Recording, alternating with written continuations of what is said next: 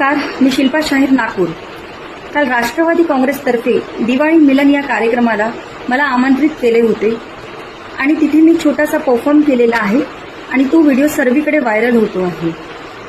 मी स्वतः राष्ट्रवादी काँग्रेस पक्षाशी जोडलेली आहे आणि सध्या माझी चहा पाण्याला पाहुणं बोलवाना रायबा इमानदार या चित्रपटातील लावणी चर्चेत असल्या कारणाने माझी मैत्रीण रेखाताई चरडे आणि सुनीता एरनेताई यांच्या शब्दांना मान देऊन यांनी मला तिथे आग्रहाची विनंती केली आणि मी तिथे पोहोचले।